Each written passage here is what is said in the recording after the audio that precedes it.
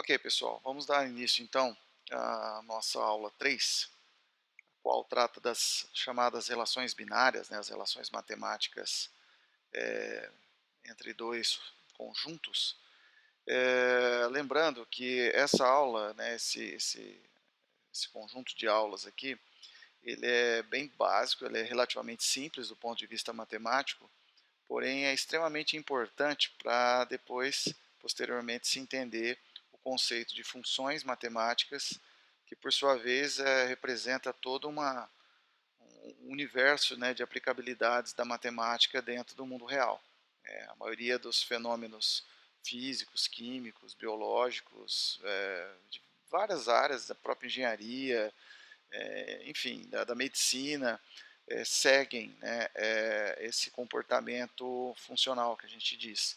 Então, entender bem as funções é primordial para se entender aplicações da matemática no mundo real. E as relações binárias, que nós vamos tratar nessa aula, são as premissas necessárias para se entender o que é uma função matemática. Mas vamos por partes, né? Vamos começar então pelas relações matemáticas binárias. Para essa aula, eu vou definir uma série de estruturas, vamos dizer assim, que são necessárias para uma boa compreensão do que é uma relação binária. Tudo bem? Eu começo aqui pelo conceito de par ordenado.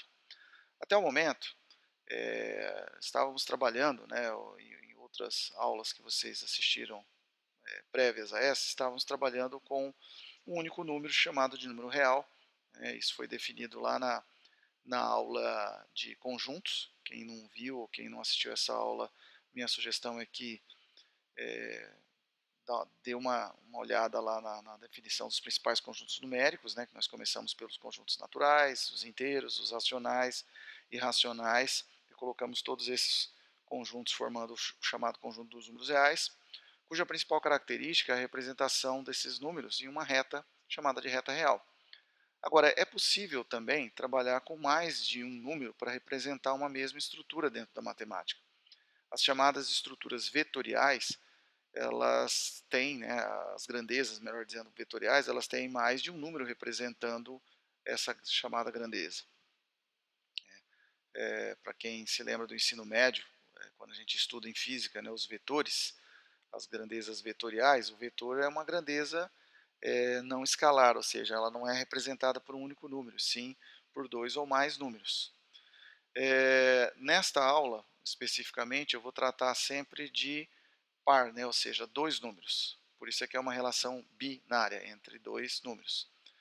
Então, um par ordenado de números reais, como o próprio nome sugere, vai ser uma dupla de números, né, dois números, que são representados de forma ordenada, ou seja, a ordem desses números influencia, né, a representatividade do par ordenado, e cuja notação lembra até a notação de um intervalo aberto de números reais, mas aqui não são números maiores que A e menores que B. Na verdade, aqui é o número A, o primeiro elemento do par, o número B, o segundo elemento do par. Eles são separados por vírgulas e delimitados aqui por parênteses. Então, é um par de números A e B, onde A é um número real, B é um número real. E, por ser ordenado, né, a ordem dos elementos é relevante, ou seja, a ordem dos elementos é importante aqui para a representatividade desse par ordenado. Eu peguei aqui um exemplo, par ordenado de números reais 2, 1. O primeiro elemento do par é o 2, o segundo é o 1, cuja aplicação aqui eu posso utilizar ele como solução para esse chamado sistemas de equações lineares, ou seja, eu tenho duas equações lineares, no qual eu me correspondo aqui, eu faço a correspondência entre o primeiro elemento do par ordenado ao elemento x e o segundo elemento do par ordenado ao elemento y. Se nós substituirmos aqui, né, x por 2 e y por 1 nessas duas equações, vocês vão perceber que satisfaz as duas equações, ou seja, é uma solução do sistema linear. 2 mais 1 é 3, 2 menos 1, 1. Observemos que se eu inverter a ordem desse par ordenado, se ao invés de 2, 1, eu colocar 1, 2, se eu tomasse esse par aqui, ó, par 1, 2, é um par ordenado também, porém, ele altera a solução desse sistema, ele deixa de ser, melhor dizendo, a solução desse sistema. Apesar de 1 mais 2 ser 3, 1 menos 2 é menos 1. e não 1. Então, esse par ordenado já não mais satisfaz a condição de ser solução desse sistema de equações lineares. Tudo bem? Bom, a partir desse conceito de ordenação entre os elementos, nós estabelecemos condição de igualdade entre dois pares ordenados. Dois pares ordenados vão ser iguais se as suas posições correspondentes, né, a primeira posição de cada um deles foi igual e a segunda posição também forem iguais. Então, nesse caso, para que o par ordenado AB seja igual ao par ordenado CD, eu obrigatoriamente tenho que ter A igual a C e B igual a D, obrigatoriamente, tá? Por exemplo, pegando aqui esses dois pares ordenados, o par A3 e o par menos 1B. Estou chamando esse par A3 de P e o par menos 1B de W. Para que P seja igual a W, A tem que ser obrigatoriamente menos 1 e B tem que ser 3. Caso contrário, eles deixam de ser iguais. Bom, nos números reais, eu comentei agora há pouco, uma forma de representá-los é através de uma reta, né, chamada de reta real, a qual ela tem como principal característica a ordenação, né, e os elementos são dispostos de forma crescente, da esquerda para a direita. Então, se nós relembrarmos aqui, ó, vou tentar fazer uma reta aqui, mas vai ficar um pouco torta, tá? Mas se eu pegar aqui uma reta e colocar aqui na posição intermediária, né, o número 0, então os números reais podem ser dispostos nessa reta, reta entre aspas, tá, pessoal? Eu sei que o desenho aqui está mal feito, mas vamos usar a imaginação, né? Vamos imaginar que isso seja uma reta realmente. E nós podemos então dispor os números reais de forma crescente da esquerda para a direita. Claro, os positivos à direita do zero. Então, o 1 vem depois do zero, né? O 2 vem depois do 1. Em escala, né? Então, aqui tem um segmento que representa os números de 0 a 1. De 1 a 2, o segmento teria que ter o mesmo comprimento, né? E tal. Os números intermediários, como por exemplo 1,5, ocupam posições intermediárias. Então, 1,5, que é a mesma coisa da fração 3 meios, né? Eles ocupam aqui a posição entre 1 e 2. Um número irracional, como por exemplo raiz quadrada de 2, que é aproximadamente 1,4142, barará, é um pouquinho antes do 1,5, né? Então, raiz quadrada de 2 estaria mais ou menos nessa posição. 0,1 seria próximo aqui do zero. Tudo em escala e em ordem, né?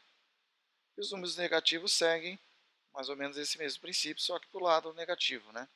Então, menos 1 vem antes de 0, menos 2 vem antes de menos 1, e por aí vai. Bom, isso foi visto para um número real, como representar um número real na reta real. Agora, em se tratando de pares ordenados, uma reta não é o suficiente.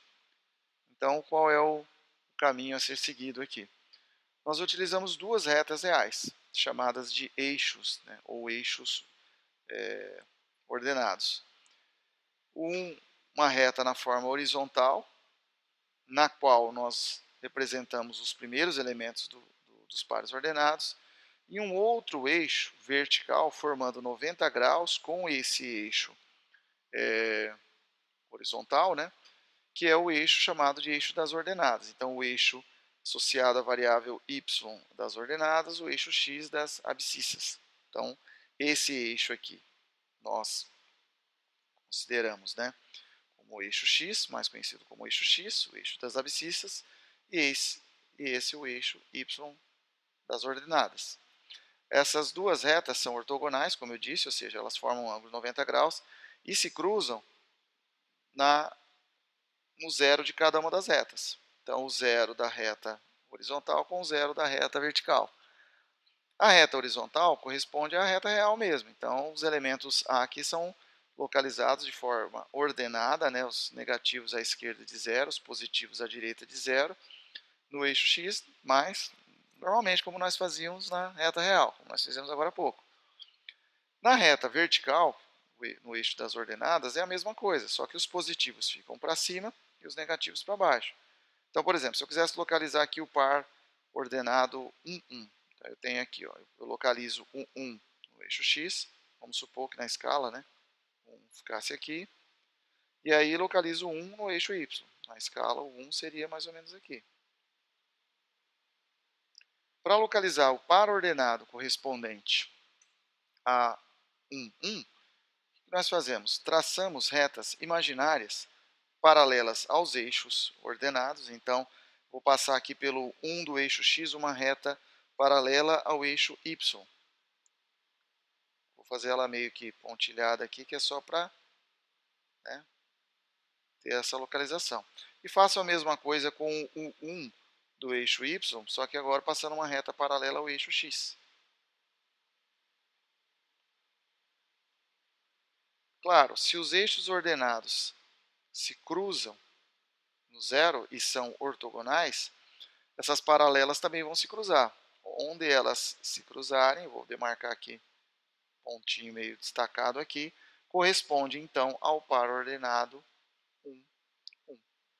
Essa é a ideia, né, de localização gráfica, né, de um par ordenado num plano. Agora não deixa de ser uma única reta, são duas retas que formam um plano, chamado de plano cartesiano. Genericamente, a representação do par ordenado AB, então, fica dessa forma, né? Localizo o A, que é o primeiro elemento do par, no eixo x, localizo o B, que é o segundo elemento par, no eixo y, é sempre assim, né? Primeiro no A, primeiro no eixo x, segundo no eixo y. Traço retas imaginárias paralelas aos eixos ordenados, então paralela ao A, paralela cortando o A paralela ao y, paralela ao eixo x cortando em B, onde elas se cruzarem eu tenho o ponto que representa o par ordenado. Tudo bem?